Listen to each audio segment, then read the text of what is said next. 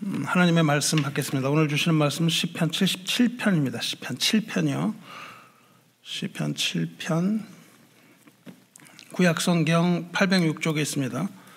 모두 일어나셔서 함께 교독하겠습니다. 여호와 내 하나님이여, 내가 주께 피하오니 나를 쫓아오는 모든 자들에게서 나를 구원하여 내소서.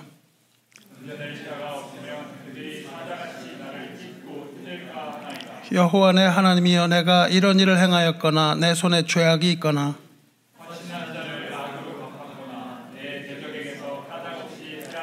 원수가 나의 영혼을 쫓아 잡아내 생명을 땅에 짓밟게 하고 내 영광을 먼지 속에 살게 하소서. 셀라.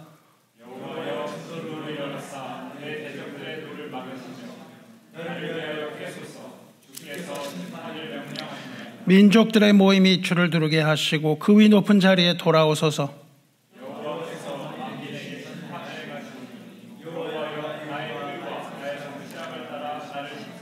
악인의 악을 끊고 의인을 세우소서. 의로우신 하나님이 사람의 마음과 양심을 감찰하시나이다. 하나님은 의로우신 재판장이시며 매일 분노하시는 하나님이시로다.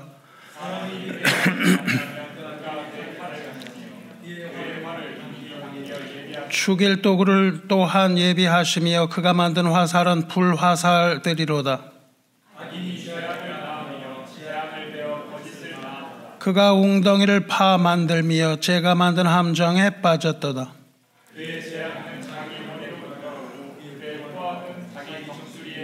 함께 읽습니다. 내가 여호와께 그의 의를 따라 감사하며 지존하신 여호와의 이름을 찬양하리로다. 아멘. 모두 자리에 앉으시기 바랍니다.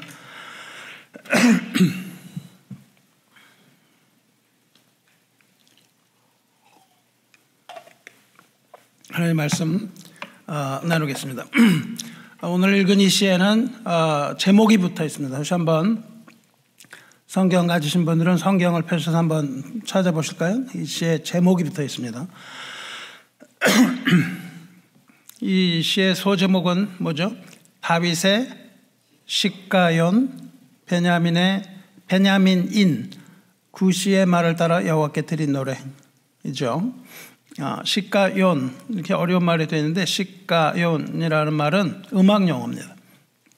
의미는 아주 정확하지는 않은데 하지만 히브리어로 아주 격정적인 노래라는 뜻입니다. 격정적 혹은 리듬이 이렇게 차분히 있다가 갑자기 변하는, 급격하게 리듬이 변하는 경우 사용되는 게 식가온입니다.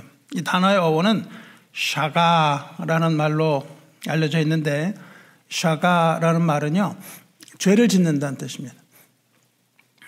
혹은 go astray, 잘못된 길을 간다는 뜻입니다. 방황한다, 그런 의미를 가져요. 그러니까 이 시는 아주 격렬하게 흥분된 감정이나 혹은 아주 급격한 마음의 동요 가운데 지은 시예요. 그러니까 다윗이 아주 그냥 마음이 막 격정적으로 뭐가 막 마음에서 일어날 때 지은 시라는 뜻입니다. 식가연보다 더 많이 시편에서 나오는 것은 시기노옷이라는 말이 많이 나와요. 시기노옷이라는데 그것은 식가온의 복수입니다. 같은 뜻이에요. 그렇게 이제 제목으로부터 우리가 이 시가 도대체 어떤 느낌이다 하는 걸 여러분 아실 수가 있습니다. 그러니까 다윗의 식가연, 다윗이 아주 마음이 그냥 막 격정이 일어나서 지은 노래라는 뜻입니다. 다윗의 식가연. 그러니까 뭐라 그러냐면 베냐민인 구시의 말에 따라 여호와께 드린 노래. 그러니까 어떤 뜻이에요? 베냐민 사람, 구시라는 사람인 거죠. 구시는 베냐민 사람이라는 뜻이죠. 베냐민인 구시가 다윗에게 무슨 말을 했다는 거예요. 다윗에게 구시라는 사람이 어떤 말을 했는데 그 말이 뭔지는 잘 모르죠. 그 말이 무엇인지는 잘 모르는데 구시가 하는 말을 듣고 다윗이 마음에 격동이 일어난 거예요. 구시라는 사람이 한 말을 듣고 마음이 격동이 되고 흥분이 되고 마음이 막 요동쳐서 이 시를 지었다는 겁니다. 그러니까 이 말을 듣고 마음이 격동된 다윗이 그 구시의 말을 듣고 구시에게 무슨 말을 한 게 아니라 구시의 말을 듣고요, 마음이 격동이 돼서 하나님께로 돌아서서 드린 노래, 이것이 바로 시편 7편의 내용입니다. 그러니까 제목만 봐도 우리는 이게 도대체 어떤 의미의 시편인지 알 수가 있습니다. 다윗이 마음이 어때요? 굉장히 지금 막 격동이 돼 있다고요. 그러면 구시로부터 어떤 말을 들었습니까? 우리 어떤 말인지 잘 모르지만 구시의 말이 다윗을 격동시킨 것은 분명해요. 근데 여기 어떤 클루가 있는데 뭐냐면 베냐민 사람이다 이거예요. 베냐민 사람. 그럼 베냐민은 이스라엘의 12지파 중에 하나죠. 베냐민 지파는 어떤 지파입니까? 베냐민 지파는 이스라엘 그러니까 다윗과 관련돼서 베냐민이 어떤 지파냐면 이스라엘의 최초의 왕이며 다윗에게 왕위를 나중에 물려주게 되는 사울 왕의 지파예요. 그러니까 지금 우리가 왜 격동이 됐을까 하는 것을 좀 넘겨 짚어볼 수가 있는데 베냐민 사람이 다윗에게 어떤 이야기를 했다는 것으로부터 추측을 해볼 수가 있는 겁니다. 그러니까 사울과 어떤 관계가 있다 이렇게 해볼 수 있어요. 왜냐하면 다윗이 그렇게 격동될 만한 일이 많지 않았거든요. 특정 사건에 대해서입니다. 이런 상황, 이런 정황을 종합해 볼 때 우리는 구시의 말이 사울 왕과 관련된 어떤 얘기다 이렇게 추정할 수 있습니다. 사울은 어떤 사람입니까? 사울은 다윗을 시기했죠.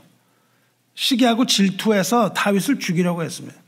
그래서 다윗을 죽일 기회를 호시탐탐 누리던 사울과 관련된 어떤 다윗을 놀라게 할 만한 그런 얘기를 들었겠죠. 이렇게 추측할 수 있습니다. 그런데 그것은 상당히 그럴듯한 추측입니다. 그리고 이제부터 다윗은 하나님께로 돌아서요. 그런 이야기, 엄청 기분이 나쁜 이야기겠죠. 그걸 듣고는 하나님께로 돌아섭니다. 하나님께 돌아서서 하나님께 고한 내용을 보면 다윗이 모함과 저주를 받았음에 분명해요. 그러니까 이 이야기는 모함과 저주에 관한 내용입니다. 우리가 모함을 받을 때 얼마나 억울해요. 예를 들어서 살인 사건에 억울한 누명을 쓰게 됐다든가 이런 일들이 가끔 뉴스에 나오잖아요. 그래서 살인 사건에 관련돼서 유죄 판결을 받고 감옥에 오래 살았었는데 나중에 보니까는 진짜 범인은 다른 사람이었다 이런 일도 있잖아요. 그러니까는 이 누명이라는 건 굉장히 억울합니다. 본인이 저지르지도 않은 그런 범죄 행위 때문에 형벌까지 받게 된다면 얼마나 억울해요. 하루아침에 전과가 돼버리는 거죠. 그래서 감옥에 갇히기도 합니다. 감옥에 갇히지 않아도요, 사회적으로 막 낙인이 찍히고 주변으로부터 소외되고 또 도망다니는 도망자 신세가 되기도 하는 거죠. 아주 억울해요. 여러분도 억울한 일을 당한 적이 있으실 거예요. 어떤 일이든 간에. 크고 작은 억울한 일을 당합니다. 다윗의 지금 대적들, 원수들은 다윗이 행하지 않은 일을 거짓으로 고소해서 억울한 누명을 씌웠다는 거예요. 그리고 다윗은 지금 도망치는 신세가 됐다는 겁니다. 이렇게 급박한 상황이에요. 급박한 상황에서 다윗은 하나님을 찾습니다. 1절을 보시면요. 여호와 내 하나님이여 내가 주께 피하오니 나를 쫓아오는 모든 자들에게서 나를 구원하여 내소서 이렇게 시작합니다. 건져낼 자가 없으면 그들이 사자같이 나를 찢고 뜯을까 하나이다. 이렇게 하나님 앞에 하소연하는 걸로 시작해요. 건져낼 자가 없으면 다시 말하면 누구예요? 건져낼 자는 하나님이 아니면 그런 뜻이죠. 하나님이 아니면 다윗을 추격하는 무리들이 다윗 자기를 찢고 뜯을 것 같이 그렇게 느껴진다는 거예요. 언제 잡힐지 모른다는 거예요. 여기서 뭐라고 하냐면 그들이 사자같이 나를 찢고 뜯을까 하나이다 그렇게 나라고 번역을 했는데 실제로는 나가 아니고 네페시라는 단어인데 그거는 영혼이라는 뜻입니다. 생명이라는 뜻이에요. 나의 생명을 찢고 뜯을까 하나이다. 죽일 것 같다는 뜻이죠. 그들이 나를 죽일 것 같습니다. 원수들에 의해서 나가 죽을 것 같습니다 이러는 거예요. 근데 이 네페시라는 뜻은 어원이 여러 가지인데요. 생명이라고 번역이 되는데 원 의미는 목이에요. 목. 사람에게 가장 취약한 부분이 어디예요? 목이죠. 그렇죠? 우리가 목을 다치면 사망에 이를 수 있습니다. 여러분이 무슨 네이처나 이런 TV 보시면요. 그 동물이 이렇게 먹이를 잡는 모습들 많이 나오잖아요.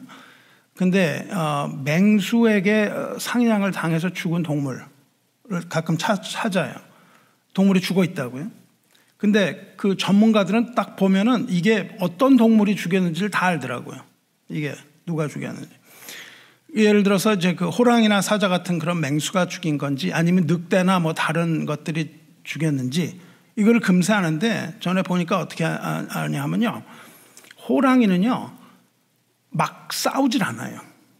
그래갖고 이 동물이 있으면은 딱 목을 잡아갖고 그 이빨을 거기다가 집어넣는 거예요. 그러면 이 등, 뼈 이런 것들이 그냥 으스러지면서 한 방에 죽는 거죠.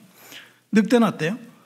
가서 그냥 뭐 다리를 물어뜯고 뭐 그냥 막 물어뜯거든요. 우리 뭐 늑대가 개가 사람 공격할 때도 그렇잖아요. 뭐 팔을 막 물어뜯고 막 이런 식으로 하잖아요. 근데 그 맹수, 호랑이나 사자들은 그렇게 안 한단 말이죠. 갖고 이렇게 해갖고 그냥 목을 바로 물어버려요. 그러니까는 단번에 그 날카로운 이빨 찔러넣어서 목뼈를 죽이는 방면 늑대 이런 거는 그냥 아주 난리를 쳐요. 그러니까 지금 다윗은 어때요? 일격에 그냥 죽을 것 같다는 거예요. 근데 목이 물려서 내가 죽을 것 같습니다. 이렇게 얘기하는 거예요. 원수에게 잡히면은 그냥 곧바로 일격에 죽을 것 같이 내가 처절하고 절박한 그런 상황입니다. 이렇게 하나님 앞에 호소하는 겁니다. 그러면서 뭐라고 그러냐면요. 다윗은 그 원수들이 자기를 음해하고 거짓말하고 이런 것처럼 원수들 말처럼 악한 일을 한 적이 없다. 이렇게 호소를 합니다. 3절에서 5절을 읽으면요. 여호와 내 하나님이여 내가 이런 일을 행하였거나 이건 뭐냐면 그 구시가 한 말, 그 자기를 모함한 말 그런 말 행했거나 내 손에 죄악이 있거나 화친한 자를 악으로 갚았거나 내 대적에게서 까닭없이 뺏었거든. 원수가 나의 영혼을 쫓아 잡아내 생명을 땅에 짓밟게 하고 내 영광을 먼지 속에 살게 하소서 셀라 그랬습니다. 다윗은 손에 죄악을 품지도 않았고 언약을 맺은 친구, 약속한 친구와 맺은 약속을 배반하지도 않았고 아무 까닭 없이 원수를 약탈하지도 않았다. 이렇게 얘기를 해요. 그러니까 억울하다는 겁니다. 그런 적이 없다는 거예요.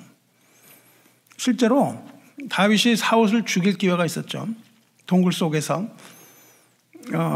사울 바로 앞에까지 갔습니다. 죽일 수가 있었어요. 그런데 거기서 죽이질 않습니다. 왜 안 죽였냐 하면 그 사울을 하나님이 택하셨다는 거예요. 하나님이 택한 종을 비록 사악하다 할지라도 하나님이 택하신 종을 자기가 털끝 하나 건드릴 수 없다. 그렇게 얘기를 해요. 그래서 정말로 털끝 하나 안 건드립니다. 그거는 뭐예요? 사울에 대한 존경이나 그런 게 아니고 하나님이 택하셨다는 거예요. 그렇죠? 그러니까 손끝 하나, 털끝 하나 못 대고 어떻게 해요? 옷자락을 살짝 보입니다. 얼마나 마음이 죽이고 싶었어요? 엄청 죽이고 싶었던 거죠. 마음속으로는.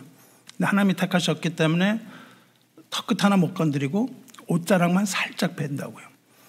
다윗은 지금 그들이 말하는 그런 것들, 그게 그럴 만한 죄가 자기에게 조금이라도 있다면 원수가 나를 핍박해서 죽여도 좋습니다. 그렇게 얘기한다고요. 그리고 하나님이 돕지 않으셔도 그 마땅한 겁니다. 그리고 내가 심한 수치나 파멸에 빠져도 괜찮습니다. 이렇게 얘기를 해요. 그러니까 다윗은 지금 뭐예요? 내가 의롭다 그런 얘기를 하는 게 아니죠. 의롭습니다. 하나님 앞에 그렇게 할 수 없잖아요. 내가 의롭습니다 그렇게 얘기하는 게 아니라 그들이 얘기하는 거 한 적 없다는 거예요. 그들이 얘기한 거 한 적 없습니다. 자기 억울함을 지금 호소하는 거예요. 나는 그냥 이렇게 완전한 의인이어서 나는 그런 식의 얘기를 하는 것이 아니고 그들이 나를 모함하고 이러는 것들 그런 짓을 할 수 없습니다. 그래서 그 억울한 말을 들었는데요. 억울한 말을 들은 다윗은 사람들과 말을 섞지 않습니다. 사람들과 말을 섞지 않고 이제 곧바로 어떻게 해요? 골방으로 들어가는 거예요. 하나님과의 이 기도의 골방으로 바로 들어간 겁니다. 그리고 거기서 오직 하나님에게만 호소한다고. 성도 여러분, 우리가 인생의 어려움, 해결하기 어려운 일 이런 것들을 매일 만나죠. 매일 만납니다.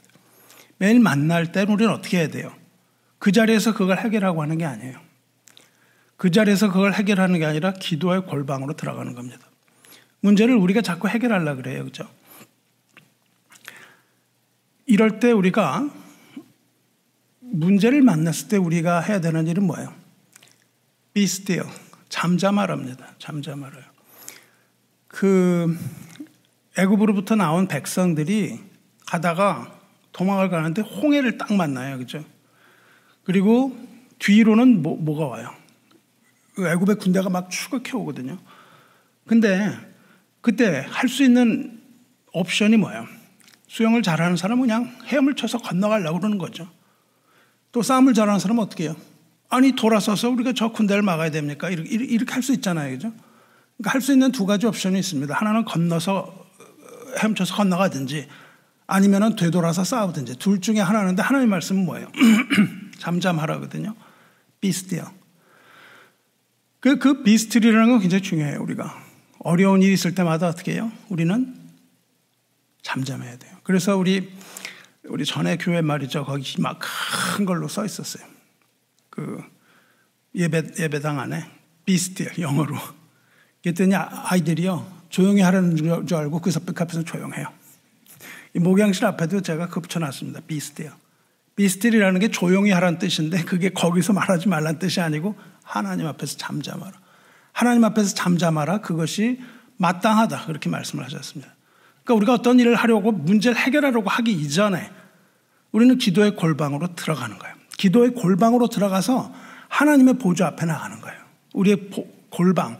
실제 피지컬한 골방이라기보다는 기도의 골방이 다 기도의 골방을 갖고 계셔야 돼요. 어려운 일 당할 때마다 글로 들어가야 됩니다. 그럼 거기에는 다른 게 존재하지 않아요. 누구와 누구만 존재하면 하나님과 나 외에 다른 것은 존재하지 않습니다.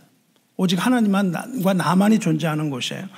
세상의 다른 것들, 어지러운 것들은 다 온데간데 없고 오직 하나님과 나와 하나님만이 존재하는 곳, 거기가 골방입니다. 오늘의 시를 보시기 바랍니다. 다윗의 기도방에는 다윗과 여호와 하나님과 다윗만이 존재해요. 다른 어떤 것이 존재하는지 보세요. 1절부터 보세요. 여호와 내 하나님이여 내가 주께 피하오니 나를 쫓아오는 모든 자들에게서 나를 구원하내소서. 건져낼 자가 없으면 그들이 사자같이 나를 찢고 뜯을까 하나이다. 여호와 내 하나님이여 내가 이런 일을 행하였거나 내 손에 죄악이 있거나 화친한 자를 악으로 갚았거나 내 대적에게서 까닭 없이 빼앗았거든. 원수가 나의 영혼을 쫓아잡아 내 생명을 땅에 짓밟게 하고 내 영광을 먼지 속에 살게 하소서. 전부 1인칭이에요. 나. 그러니까 여호와 내 하나님이여라는 고백이 필요한 거예요. 나의 하나님. 그래서 하나님의 이름을 부르고 나의 이름을 부르는 겁니다. 그러니까 하나님과 나 외에는 존재하지 않아요. 이곳이 뭐냐면 골방입니다. 이 기도방에는 다른 것들은 온데간데 없고 오직 하나님과 다윗밖에 없잖아요. 여러분도 매일 이러한 기도방으로 들어가서 하나님 만나서 모든 문제를 다 털어놓으시길 바라요. 왜냐하면 아버지이기 때문에. 하나님이 아버지시기 때문에 우리는 모든 것을 다 일러 바치는 거예요. 아버지 앞에 일러 바쳐요. 형한테도 일러 바쳐도 됩니다. 근데 형한테 일러 바치는 것보다는 아버지한테 일러 바치는 게 훨씬 더 효력이 크죠. 자, 이제 다윗은 이 모든 문제를 가지고 어떻게 하냐면요. 하나님의 법정으로 가는 거예요. 하나님의 법정. 하나님의 공정한 재판을 요청하고 있습니다. 하나님이 개입하시기를 간절히 원하고 있는 거예요. 6절 보세요. 여호와여 진노로 일어나서 내 대적들의 노를 막으시며 나를 위하여 깨소서. 주께서 심판을 명령하셨나이다. 이러한 표현은 하나님의 강력한 개입을 의미하는 거예요. 하나님이 이제 개입해 주세요 이거예요. 일어나사 그러죠. 이 표현은 뭐예요? 전에도 한번 얘기했지만 아주 하나님의 강력한 개입 혹은 뭔가를 행하시기 전에 하는 행동으로 나타나거든요. 그러니까 일어나사 이거는 뭐냐면 하나님이 재판을 위하여 일어나십시오 그런 뜻입니다. 일어나사 하나님이 일어나시면 모든 것이 해결된다는 뜻입니다. 그래서 우리는 기도 가운데 하나님이 일어나십시오 이거를 하면 돼요. 하나님이 일어나십시오. 그럼 그 다음 일은 뭐예요? 하나님이 알아서 하시는 거죠. 하나님이 일어나십시오. 개입하여 주십시오. 내 문제에 하나님 개입하여 주세요. 하나님께서 일어나시면 뭐예요? 하나님이 일하심을 뜻합니다. 하나님이 일하심. 다윗은 또 뭐라 그래요? 나를 위하여 깨소서 그래요. 일어나소서 깨소서. 이거 다 무슨 거냐면 전쟁 용어예요. 전쟁 용어. 다윗은 대적을 직접 상대하지 못하겠다는 겁니다. 자신도 없고 하지도 않겠다는 거예요. 그리고 그 모든 것을 하나님의 진노에 맡기겠다 그럽니다. 하나님 진노하세요. 이제 다윗은 하나님의 심판에 모든 것 다 맡기겠다는 거예요. 그런데 다윗은 더 나아가요. 지금 다윗 대적이 있는데 다윗은 여기에 머물지 않고 예언자적 선포를 합니다. 예언자의 선포를 해요. 그 자기를 두르고 있는 그 사월에 머무르는 게 아니라 예언자적인 시각으로 하나님의 심판을 예언해요. 7절 8절 보세요. 민족들의 모임이 주를 두르게 하시고 그 위 높은 자리에 돌아오셔서 여호와께서 만민에게 심판을 행하시오니 여호와여 나의 의와 나의 성실함을 따라 나를 심판하소서 그럽니다. 여기에 다윗의 위대함이 돋보이는 것이죠. 온 세상과 열방을 심판하시는 하나님이라는 거예요. 그 지금 있는 문제만 해결하시는 것이 아니고요. 온 세상 그리고 열방을 심판하시는 하나님께서 지금 자기의 처지를 돌아보아 달라. 그러니까 스케일이 달라지는 거예요. 그 사월에게 어떠한 걸 하는 게 아니라 모든 열방을 심판하니까 어떻게 돼요? 하나님의 공의로움이 완전히 성취돼야 되는 거예요. 편견을 가지고 사월 너 다윗을 그렇게 했어 그게 아니고요. 모든 열방이 다 하나님의 심판을 받을 것이다. 그러므로 이제 자기 처지를 돌아보는데 정의로우신 심판을 하나님께 아뢰입니다. 편견이나 이런 거 하시는 게 아니에요. 9절 보면 악인의 악을 끊고 의인을 세우소서 의로우신 하나님이 사람의 마음과 양심을 감찰하시나이다. 이제 다윗의 기도는 구체화돼요. 여러분도 기도할 때요. 구체적인 기도를 해야 돼요. 하나하나 무엇을 원하는지 이거를 얘기를 해야 되잖아요. 그러니까 하나님이 일어나기를 원했지만 구체적으로 무엇을 원하는지가 나타납니다. 다윗의 기도는 뭐냐 하면은 악을 끊고 의인을 세워달라 이겁니다. 그런데 다윗이 여기에요. 악인을 끊고 그렇게 얘기를 하지 않았어요. 뭘 끊으래요? 악인의 악을 끊어달라고 그럽니다. 악을 끊어달래요. 그러니까 다윗은 지금 원수가 봐달라 그런 것이 아닙니다. 악인을 멸망하게 해달라는 게 아니죠. 악인을 죽여달라는 것이 아니라 악인의 악을 끊어달래요. 그럼 그 악인은 어떻게 돼요? 악인은 악이 없음으로 사는 것이죠. 그렇죠? 하나님 앞에서는. 그러니까 악인을 끊어달라. 원수가 갚아달라는 것이 아니라 악인의 악을 끊어달라. 분명히 악인이 아니라 오직 그의 악이 제거되기를 원합니다. 이것이 바로 구체적인 다윗의 기도였어요. 그러니까 이것은 뭐냐면 하나님의 뜻에 부합되는 기도라고요. 우리가 항상 기도를 할 때 저 사람을 어떻게 달라가 아니라 저 사람의 행위를 하나님께서 심판해 주십시오. 그 이야기를 해야 되죠. 그죠? 사람을 죽여다. 이런 식의 얘기를 하지 않습니다. 성도 여러분, 여기까지 하고요. 여기까지 하고 다윗의 기도가 바뀌어요. 그러니까 이 10절부터 9절 이후부터 다윗의 기도의 톤이 바뀌어요. 여태까지는 뭐예요? 탄식이고 탄원이고 이런 거잖아요. 근데 다윗이 위대한 것은요, 그런 탄식과 탄원에서 끝나는 것이 아니라 찬송으로 바뀝니다.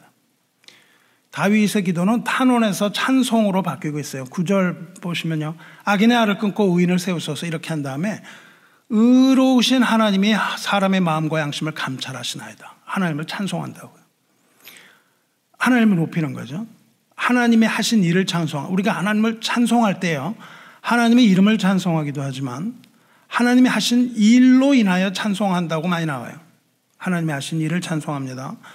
여기서는 하나님의 하신 일을 찬송하는 거예요. 의로우신 하나님이 사람의 마음과 양심을 감찰하시는 하나님 찬송 이렇게 되는 거예요. 그러니까 하나님을 찬송하는 이유는 뭐예요? 하나님을 찬송하는 이유는 의로우신 하나님이 사람의 마음과 양심을 감찰하시는 것을 찬송하는데 왜 그게 찬송이냐 하면 그것은 사람이 할 수 있는 일이 아니기 때문이에요. 여기서 무엇을 감찰하세요? 마음과 양심. 이거는 사람이 볼 수 없는 겁니다. 하나님은 사람을 외모로 판단하지 않으시고 마음의 중심, 즉 내면의 깊은 곳을 판단하시기 때문에 오직 전지전능하신 하나님만이 우리의 마음속 깊은 곳을 보시는 거죠. 사울이 그렇게 했지만 그것이 마음에 어떤 마음을 품고 했는지는 아무도 모르죠. 다윗이 보지는 못합니다. 그렇죠? 근데 다윗은 지금 뭐예요? 그렇게 악을 끊으시되 우리의 마음의 중심을 보시는 하나님, 이것은 찬송임이 분명한 거예요. 인간이 할 수 있는 일이 전혀 아니거든요. 그래서 대적을 향해서 마음으로부터 악을 행하지 않은 다윗, 나는 그런 짓은 하지 않았습니다 하잖아요. 근데 이제 다윗은 뭐예요? 내 마음의 중심을 보시라는 거죠. 제가 그런 일 하지 않았습니다. 그러니까 하나님, 내 마음을 중심을 보시고 이제 하나님 찬송을 받아주시기 원합니다. 이렇게 바뀌어요. 굉장히 톤이 다르죠. 그 앞에서 나는 안 했어요, 나는 안 했어요, 그게 아니고 이제 내 마음의 중심을 보시는 전지전능하신 하나님이니까 내가 그런 말 할 필요도 없다는 겁니다. 그래서 이제는 찬양으로 바뀌는 거예요. 그리고 찬양이 계속되죠.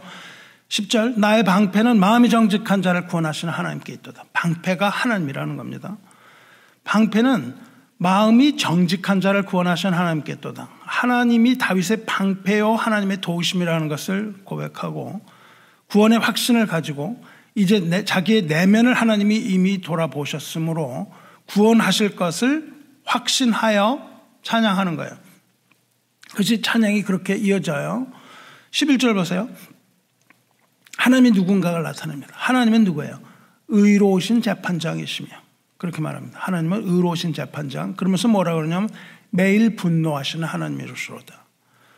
이 하나님의 분노는 뭐에 대한 분노예요? 악에 대한 분노.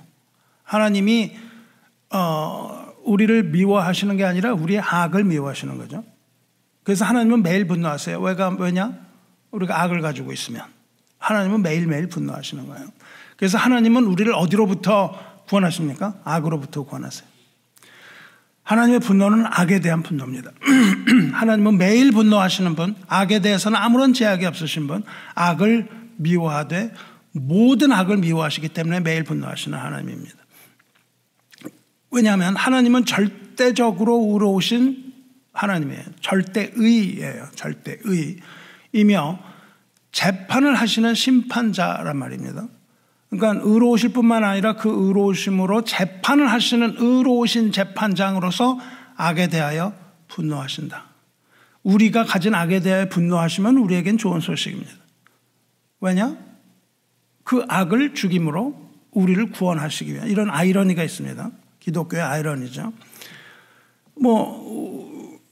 그거가 아니라면 우리가 어떻게 악에서부터 벗어날 수가 있겠어요? 벗어날 도리가 없어요. 우리의 힘으로는 악에서 벗어날 도리가 없습니다. 하나님께서 악을 끊어버리시기 전에는 우리가 그 악으로부터 해방될 수 있는 능력이 없다 이거예요. 그래서 이제 다윗이 하나님을 재판장으로 초청하고요. 다윗의 기도실에서 하나님의 재판이 시작된다는 겁니다. 하나님의 재판이 시작이 돼요. 그러니까 우리의 기도 골방이 뭐예요? 재판장이 되는 거예요. 재판정. 악인은 회개를 해야만 했습니다. 악인을 심판하시는 하나님의 칼이 이미 준비되어 있기 때문에 악인을 심판할 활도 이미 당겨졌대요. 복음서에서 뭐라고 그럽니까? 나무를 잘라버린 도끼가 이미 나무 밑둥에 놓여 있다. 이런 표현을 하죠. 그러니까는 이거를 나무를 찢기 위해서 나무꾼이 도끼를 준비했는데 기다리는 거예요. 바로 찍지 않고 그 나무 밑에 도끼를 놓고 기다립니다. 그것이 바로 회개의 급박성이죠. 아주 그냥 급박한 회개의 문제들. 여기서 뭐라 그래요? 칼이 준비됐고 화살이 이미 당겨졌다. 그렇게 말씀을 하세요. 그러니까 당기고 하나님은 기다리시는 겁니다. 그러니까 이미 모든 준비가 끝났다는 겁니다. 심판. 19절, 13절 보세요. 죽일 도구를 또한 예비하시며 그가 만든 화살은 불화살들이로다. 이 죽일 도구는 뭐예요? 화살을 쏘는 거죠. 화살 쏘는 무기죠. 무기. 죽일 도구라는 건 화살 쏘는 무기입니다. 또 혹은 화살을 만드는 무기일 수도 있죠. 왜냐하면 거기에는 화살이라는 말이 나오니까. 그러니까 화살을 쏠 준비가 다 갖춰졌습니다. 하나님의 화살은 불화살이라 그렇게 말합니다. 뭐예요? 왜 불화살이라 그랬어요? 왜냐하면 그것은 불심판이기 때문입니다. 하나님께서 불화살을 쏘아 불심판의 신호탄으로 사용하시는 것이죠. 그래서 불화살이라고 얘기합니다. 마귀는요, 하나님을 그대로 흉내내죠. 마귀가 하나님 흉내 안 내는 게 없습니다. 그래서 뭐를 사용하죠? 마귀가? 불화살을 사용해요. 에베소 6장 보시면 영적인 전도에서 마귀가 뭘 쏴요? 화전, 불화살을 쏜다고. 하나님을 그대로 흉내내는 것들이 굉장히 많이 있습니다. 그래서 이 불이라는 건 뭐예요?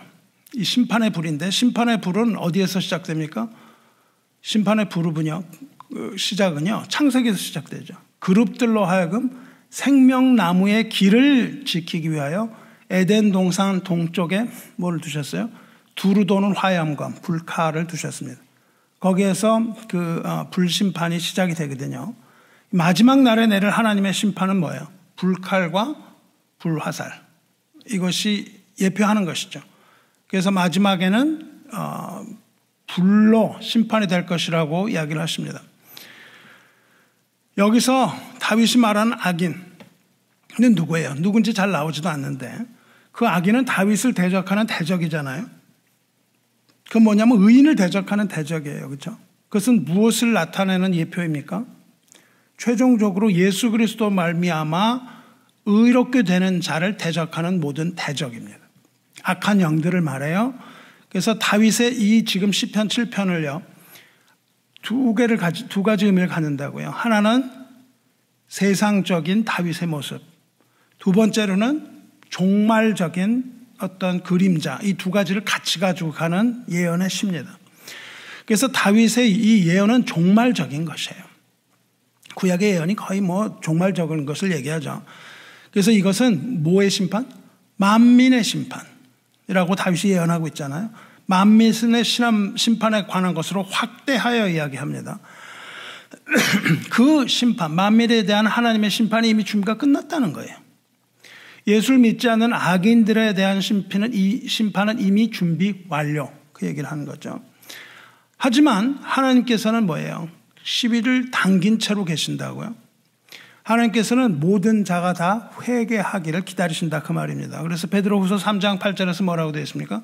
사랑하는 자들아 주께는 하루가 천년 같고 천년이 하루 같다는 이 한 가지를 잊지 말라. 주의 약속은 어떤 이들이 더디다고 생각하는 것 같이 더딘 것이 아니라 오직 주께서는 너희를 대하여 오래 참으사 아무도 멸망하지 아니하고 다 회개에 이르기를 원하시느니라. 그러나 주의 날이 도둑같이 오리니 그날에는 하늘이 큰 소리로 떠나가고 물질이 뜨거운 불에 풀어지고 땅과 그 중에 있는 모든 일이 드러나리로다. 이 말이 바로 그 말입니다. 의로우신 재판장이신 하나님께서 깨어 일어나신다는 뜻이에요. 깨어 일어나시면 공의의 불심판이 시작된다는 거예요. 그리고 하나님의 심판이 시작되면 악인의 악이 자기에게로 돌아간다. 그 말씀을 하고 계세요. 그러니까 악인을 심판하는 건 누구예요? 악인이 가지고 있는 악이 악인을 심판한다고요. 그러니까 하나님이 그것을 한다기보다는 본인이 가지고 있는 악이 자기를 심판한다는 뜻입니다. 악인은 뭘 사랑하는 사람이에요? 악을 사랑하는 사람이에요. 악인은. 의인도 악이 있지만 그것이 악을 사랑하지 못합니다. 그러나 악인은 악을 사랑해요. 14절 보시면 악인이 죄악을 낳으며 재앙을 베어 거짓을 낳았도다. 악은 해산하는 여인이에요. 여인이 자식을 낳으면 그 자식을 어떻게 하죠? 미워하나요? 나 괴롭게 했다고 미워해요? 아니죠. 여인은 그 자식을 사랑합니다. 그렇죠? 악인이 뭘 낳는데요? 죄악을 낳아요. 그러니까 그 죄악을 악인이 사랑한다고요. 고통을 가지면서도 사랑해요. 악인은요, 고통스러운데도 죄를 사랑한다는 것이에요. 잉태한 여인이 자기가 낳은 자식을 사랑하듯이 다윗을 대적한 악인은 거짓을 사랑한다는 겁니다. 왜냐하면 악인은 거짓의 아비인 마귀의 자식들이라고 말했기 때문이에요. 다윗을 포함한 악인은 거짓말로 다윗을 모함했다는 거예요. 그러니까 그들이 한 것이 거짓이라는 뜻입니다. 그런데 그것은 우연히 생긴 거짓이 아니라는 거예요. 우연히 생긴 거짓이 아니라 악인이 죄악을 사랑하기 때문에 그 사랑의 결과로 악을 낳았다는 거예요. 거짓을 낳았다는 거예요. 그 악인이 다윗을 모해한 것은 그냥 좋아서 했다는 거예요. 좋아서. 그랬는데 15절 보시면 그가 웅덩이를 파 만들며 제가 만든 함정에 빠졌도다. 이렇게 말합니다. 그들이 만든 함정에 스스로 빠진다는 거예요. 16절 보시면 그의 재앙은 어디로 가요? 자기 머리에 돌아가고 그의 포악은 자기 정수리에 내리리로다. 그러니까 그들이 만들어낸 재앙이 어디예요? 자기 머리로 다시 돌아간다는 겁니다. 그리고 그가 만들어낸 포악은 뭐냐면은 폭력, 폭행 그런 거예요. 폭력. 하마스 전에 얘기했잖아요. 그런 폭력적인 것들. 그것은 어디로 가요? 자기 위에 정수리를 내린다. 이게 굉장히 두려운 겁니다. 정수리라는 게 뭐예요? 숨거리거든요. 머리에서 가장 연약한 이 부분에 자기의 죄악이 이거를 내려간다는 거예요. 그러니까 정수리를 자기가 만든 그 악이 자기의 정수리를 내리칠 것이다. 그렇게 얘기를 해요. 그것이 심판이라는 겁니다. 그러니까 자기가 지은 죄로 자기가 심판을 받는다는 뜻이 되죠. 결국 악인은 자기의 악으로 멸망하게 될 것이라고 말씀하십니다. 마지막으로 다윗은 의로우신 재판장이신 하나님의 의에 감사해요. 이게 그 시편 7편의 흐름이에요. 내가 여호와께 그의 의를 따라 감사하며 지존하신 여호와의 이름을 찬양하리로다. 이게 17절 결론입니다. 어떻게 시작했어요? 절박함으로. 다윗이 시작을 한 이 시편은 이제 무엇으로 마무리해요? 찬양과 감사로 마무리하는 거예요. 왜 그래요? 왜냐하면 이 기도 가운데 다윗은 뭐를 확실해요? 하나님의 구원을 확신하고 하나님의 의로우심을 확신했기 때문에 이제 찬양과 기도로서 마무리하는 거예요. 여러분, 이게 바로 골방 기도의 힘입니다. 기도의 힘은요, 하나님의 능력을 체험하는 힘이에요. 하나님의 능력이 나타나지 않는 기도가 무슨 소용이 있겠어요? 하나님의 능력이 나타나는데 그 하나님은 천지를 지으신 하나님, 우리의 중심을 보시는 하나님, 공의의 하나님이시죠. 그리고 예수를 믿는 자, 예수 그리스도를 믿는 자에게는 하나님의 공의가 사랑으로 실현된다 그 말이에요. 그 공의가, 의로우신 재판장의 공의가 예수 믿는 자들에게는 예수 그리스도의 보혈의 능력으로 말미암아 그 공의가 하나님의 백성들에게는 사랑으로 나타난다는 거예요. 그래서 그것은 하나님의 공의는 불심판이 아니라 영원한 구원의 복음이라는 사실. 이것이 바로 그 깊은 골방 기도에서 다윗이 깨달은 기쁨이다 그 말입니다. 그러니까 우리가 골방 기도를 할 때의 결론은 뭐예요? 기쁨이다 이거예요. 확신이고 기쁨이 있는 겁니다. 베드로서 3장 12절 보시면요. 하나님의 날이 임하기를 바라보고 간절히 사모하라. 그 심판의 날을 사모하래요. 심판의 날을. 그 무슨 말이에요? 어떻게 그런 걸 사모할 수 있겠어요? 그 무서운 날. 그날에 하늘이 불에 타서 풀어지고 물질이 뜨거운 물에 녹아지려니와. 심판이죠. 직원이와 우리는 그의 약속대로 의가 있는 곳 새하늘과 새 땅을 바라보도다. 할렐루야. 그러므로 사랑하는 자들아 너희가 이것을 바라보나니 주 앞에서 점도 없고 흠도 없이 평강 가운데서 나타나기를 힘쓰라. 그렇게 말한단 말이죠. 여호와의 의는 악인의 악과 죄에 대해서 분노하시는 하나님의 속성입니다. 악을 미워하시는 하나님은 끝까지 쫓아가서 악인의 악을 제거한다고 말씀하셨어요. 포기가 없다는 거죠. 하지만 반대로 의인은 끝까지 보호하고 구원하시는데 그것도 포기가 없다는 거예요. 하나님의 열심으로, 하나님의 성실함으로 한 사람도 아들에게 주신 자를 잃어버리지 않고 다시 살게 하심. 이것입니다. 거기에는 실수가 없다는 것이죠. 그러므로 우리는 절망이 없다는 겁니다. 비록 우리가 깊은 땅 속에 묻혀 있다 할지라도 하나님께서는 그것을 찾아내셔서 거기로부터 일으키겠다 약속을 하셨기 때문에 그것을 뭐라고 부르냐면 하나님의 의로움 그렇게 부른다고요. 그렇지 않으면 하나님의 의로움이 될 수가 없어요. 실수로 뭐 그렇게 한다면 우리가 어떻게 믿겠어요? 그렇죠?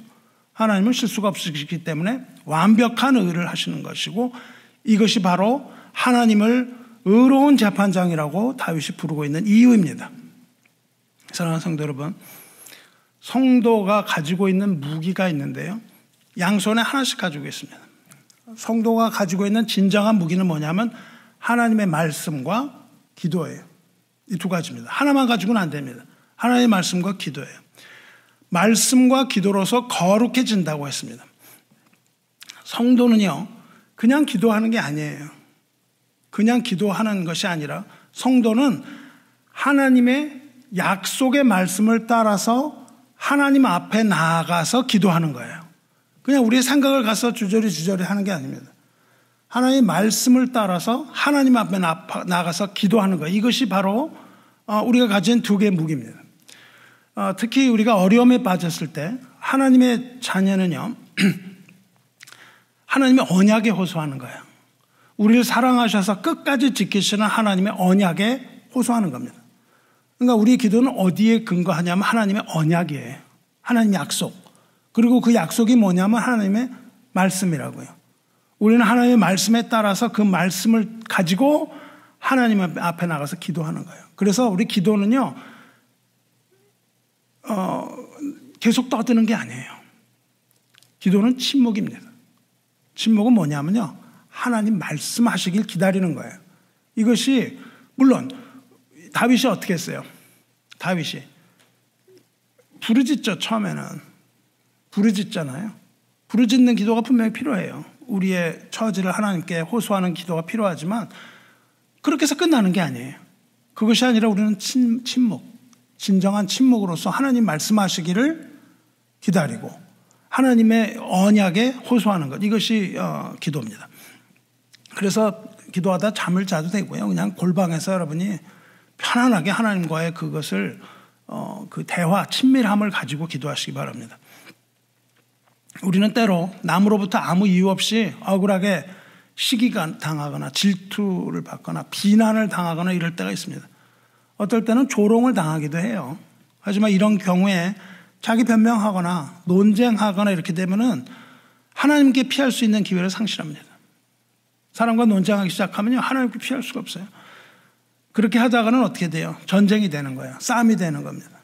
막 싸움으로 번지기 때문에 하나님 앞에 피하기가 어려워요. 그래서 그런 이야기를 들었을 때 우리는 어떻게 해야 돼요? 오히려 자기 자신을 침묵 속으로 밀어넣어야 돼요. 그 말 싸우고 있을 데가 없습니다. 뭐 나는 이랬다 생각 같아갖고 이걸 막 그냥 다 얘기를 하고 싶죠. 억울하잖아요, 나는. 근데 그렇게 말하는 게 아닙니다. 억울해도 입을 다무는 거예요. 억울해도 입을 다물고 하나님께로 얼굴을 돌려야 합니다. 그 얘기해봐요. 얘기해봤댔자, 또 제3자에게 얘기해봤댔자 내 편 들어준 사람 아무도 없어요. 들어줘 봤댔자예요. 그렇게 하면 안 됩니다. 우리는요, 침묵한 겁니다. 이 침묵하는 자는, 이 논쟁 가운데서 침묵을 지키는 자는 의로우신 재판장을 믿는 거예요. 그리고 의로우신 재판장에게 모든 사실을 다 고하는 자입니다. 이렇게 하나님께로 피하는 자가 하나님의 자녀입니다. 하나님을 인정하는 거예요. 오직 하나님만을 인정합니다. 우리를 저주하거나 모해하거나 괴롭히는 자는 하나님께서 친히 해결하실 거예요. 우리가 뭐 할 게 필요가 없는 겁니다. 우리 생각처럼 그 사람이 악인이 아닐 수도 있어요. 나한테는 그렇게 하지만 악인이 아닐 수도 있습니다. 왜냐하면 나는 중심을 못 보니까. 오히려 나한테 좋은 말 해주는 걸 수도 있잖아요. 쓴 말을 해주는 걸 수도 있습니다. 하지만 마음의 중심을 보신 하나님께서는 합당한 방법으로 해결하시는 겁니다. 그래서 하나님께만 맡겨야 되는 거예요. 로마서에서 바울이 뭐라 그래요? 하나님의 심판이 진리대로 되는 줄 우리가 아노라, 그렇게 얘기합니다. 진리대로 하나님의 말씀이, 심판이 진리대로 이루어지는 것을 우리가 안다. 의로우신 하나님의 심판은 진리대로 될 것이므로 우리는 그저 의로우신 재판장 믿고 모든 것을 다 맡기는 겁니다. 그때 위로를 받는 거예요. 다윗이 압살롬에게 쫓길 때요. 다윗이 압살롬한테 쫓겼습니다. 그 아들 압살롬이 쫓아왔잖아요. 그때 베냐민 지파, 이 베냐민 지파가 꼭 문제를 많이 일으켰어요. 베냐민 지파 중에 시므이라는 사람이 있는데 시므이가 딱 나와서 다윗을 저주해요. 그러니까 다윗의 충복인 아비새라는 사람이 있습니다. 아비새 장군이 나와서 다윗에게 뭐라 그러냐면 당신을 저주하는 저 사람을 죽이자. 제가 죽이겠습니다. 그렇게 얘기를 하거든요. 근데 다윗이 그 사람을 죽이지 못하게 합니다. 못하게 하면서 뭐라 그러냐면요.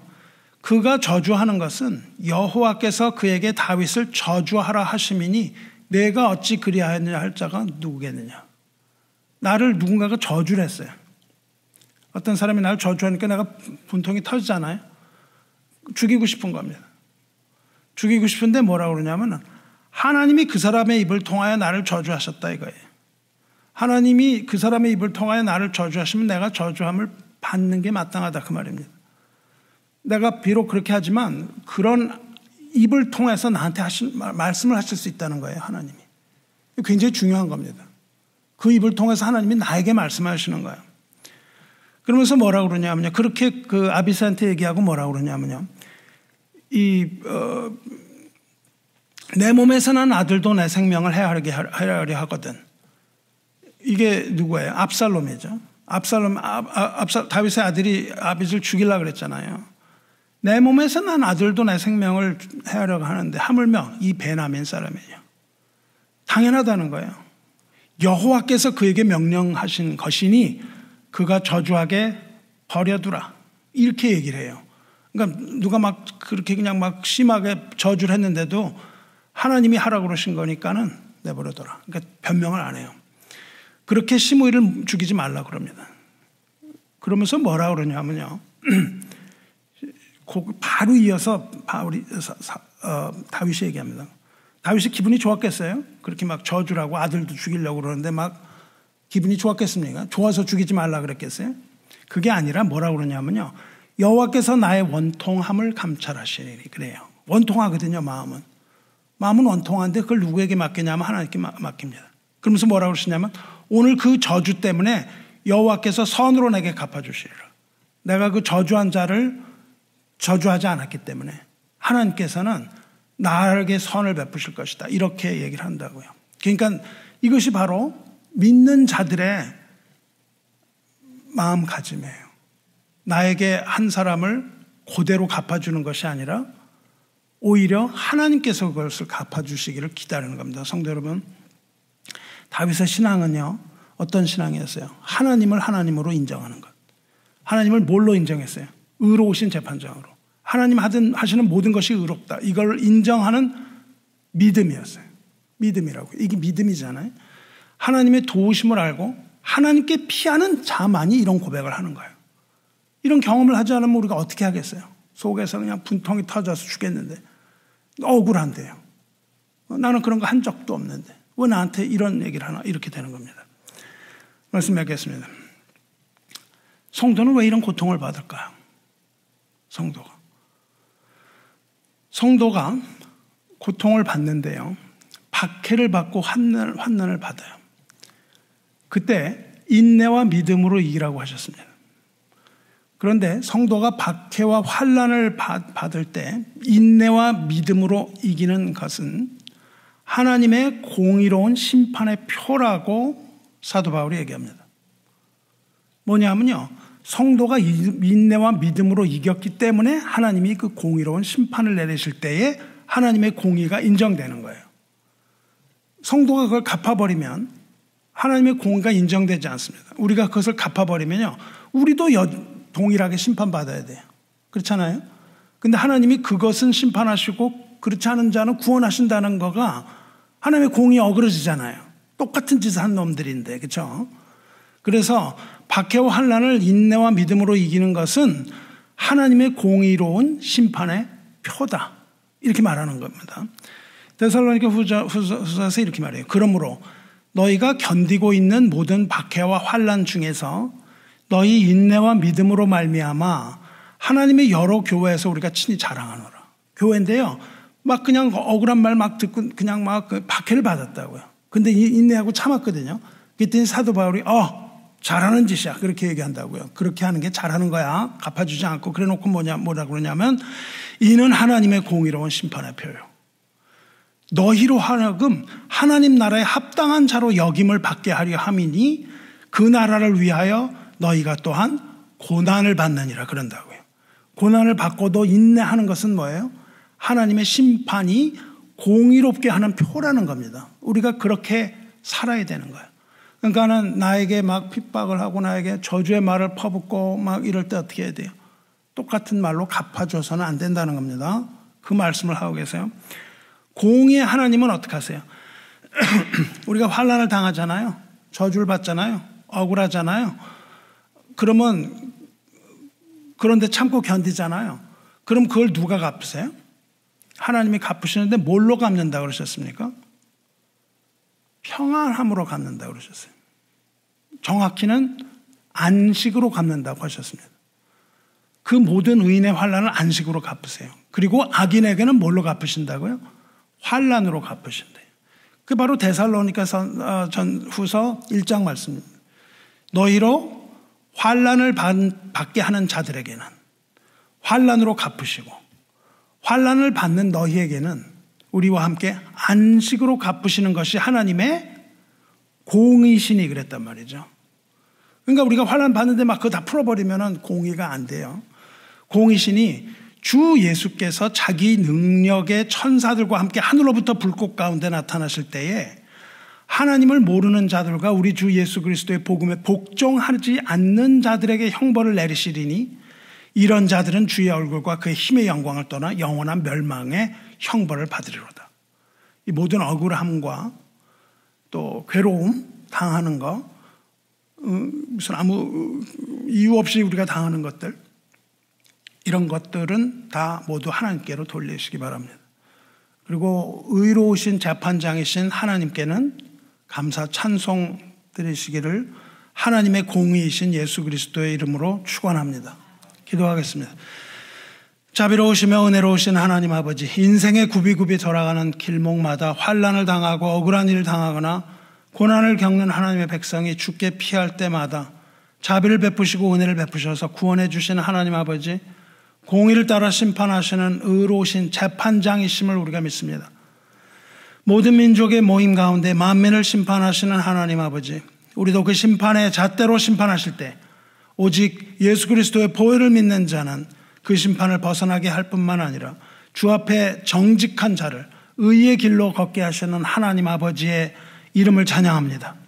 하나님의 자녀가 박해와 환난 가운데서 인내와 믿음으로 견디는 것이 곧 하나님의 공의로운 심판의 표가 되기 위함이라 하셨사오니 이 세상에서 주님의 이름을 위하여 받는 모든 억울함과 고난이 기쁨으로 변하게 하시고 능력의 천사들과 함께 하늘로부터 불꽃 가운데 주님 나타나시는 그날 우리는 주님의 약속대로 새하늘과 새 땅 바라보게 하시옵소서. 오직 주 예수 그리스도의 거룩한 피로 씻으사 주 앞에서 점도 없고 흠도 없이 평강 가운데 나타나기를 힘쓰게 하시고 오래 참음이 구원이 된 줄로 여기게 하시옵소서. 하늘로부터 주님께서 호령과 천사들과 함께 다시 나타나실 때 우리에게 모든 구원의 기쁨을 주시는 우리 주 예수 그리스도의 거룩하신 이름으로 감사 기도 드리옵나이다. 아멘.